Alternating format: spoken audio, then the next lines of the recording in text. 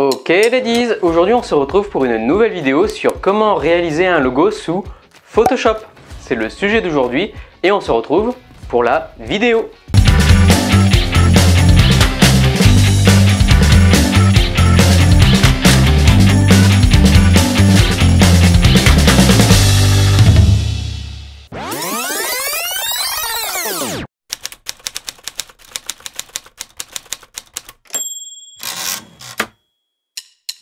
Quand vous faites un croquis ou une réalisation, vous pouvez vous inspirer directement d'une photographie existante. Il s'agit tout simplement de la mettre sous le logiciel Photoshop et d'utiliser l'outil pinceau pour débuter.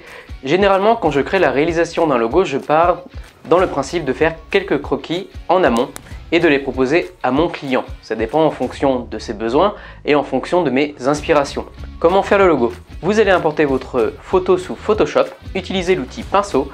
Vous allez créer quelques calques, c'est-à-dire que vous allez mettre votre photo en arrière-plan, le cadenasser pour que justement votre photo ne puisse pas bouger. Et ensuite, vous allez créer un nouveau calque. N'hésitez pas, vous pouvez utiliser tous les calques que vous voulez. Le but est d'utiliser l'outil pinceau pour que vous puissiez justement créer votre logo et les formes que vous voulez mettre dans celui-ci. Justement, aujourd'hui, j'ai utilisé l'image d'un oiseau que l'on va voir sous Photoshop et on va voir justement comment j'ai utilisé l'outil pinceau. A tout de suite.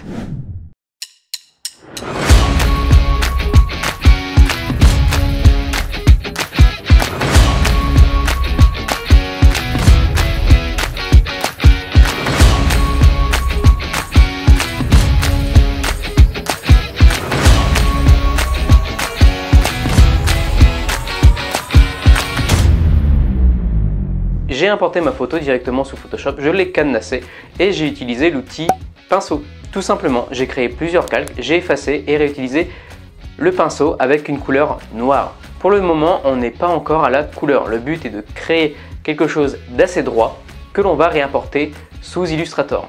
Et oui, on commence bien la création d'un logo sous Photoshop. C'est possible.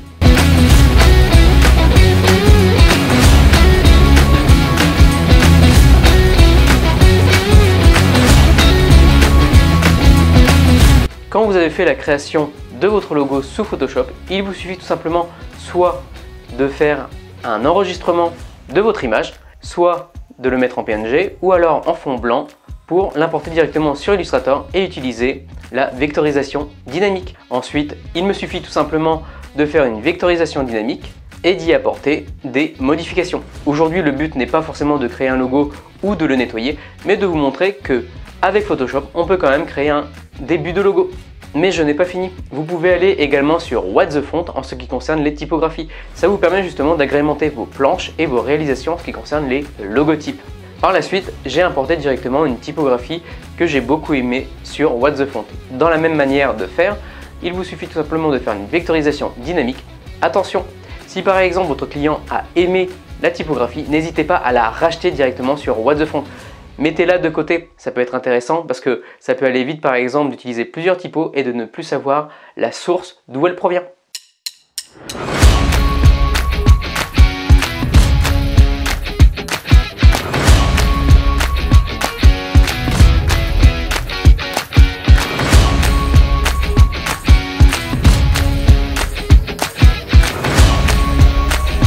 Il a bien dit un logo sous Photoshop.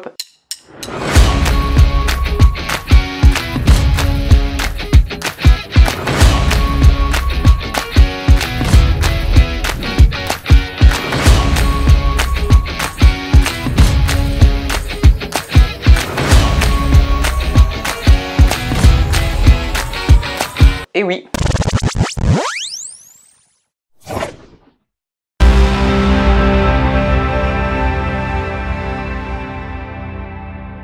Donc voilà ladies, j'espère que vous avez apprécié la vidéo. N'hésitez pas à vous abonner à la chaîne YouTube, ça fait toujours plaisir. À laisser un message en bas de la vidéo dans la description. Je reviendrai vers vous avec le sujet sur les freelances. N'hésitez pas également à m'envoyer vos logos pour que je puisse les retoucher ou alors les analyser. N'oubliez pas, la créativité c'est l'intelligence qui s'amuse, alors amusez-vous. Ciao!